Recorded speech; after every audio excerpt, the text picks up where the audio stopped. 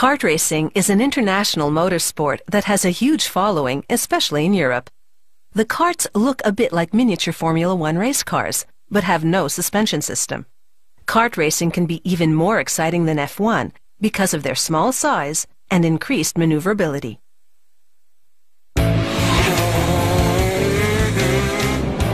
This Italian-made racing kart, with its one-cylinder 125cc engine, reaches speeds of 180 kilometers per hour. An aluminum case houses all the engine components. A computer-guided drill bores various holes for installing them.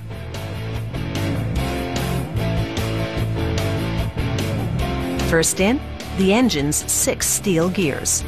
Each gear is actually comprised of several gears. They thread them onto a shaft.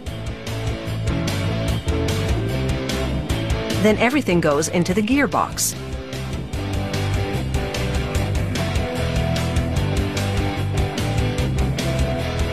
Behind the gears goes the gear shifter, which the driver operates with a lever to change gears. Next comes the drive shaft. It turns a chain that rotates the axle on which the rear wheels are mounted.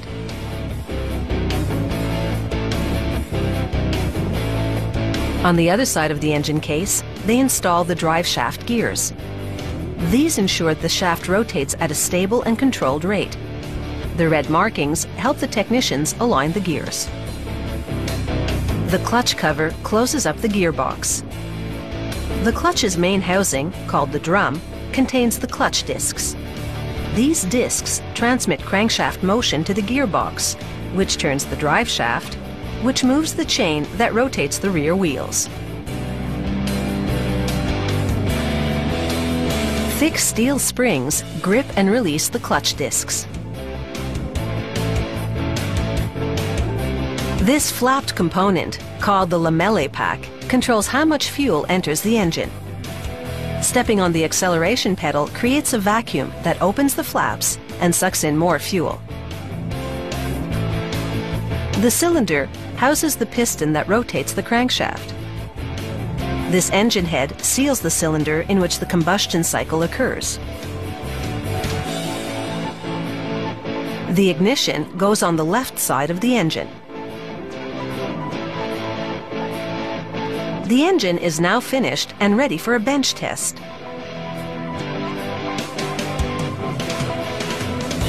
Technicians use special instruments to monitor and calibrate its performance.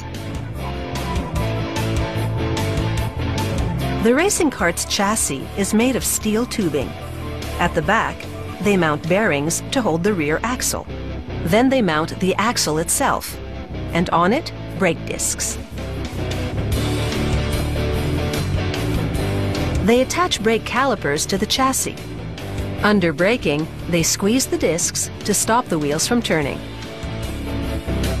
After measuring again to ensure the rear axle is perfectly centered, they lock it in position, in a way that enables it to rotate, of course. Now for the steering system.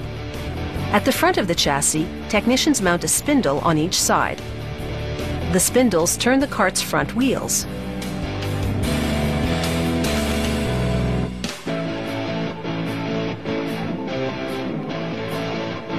Once technicians fasten the steering column up top, they connect tie rods to the spindles.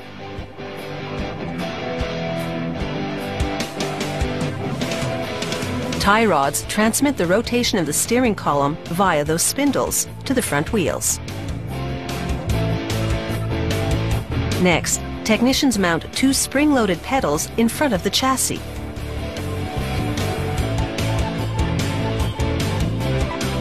The brake system is hydraulic, meaning that pressurized fluid activates the calipers to grab or release the brake discs.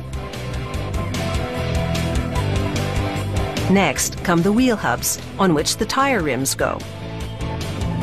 Then the engine, followed by the tires, and a fiberglass driver's seat, which, due to the lack of suspension, lets the driver feel every inch of the track.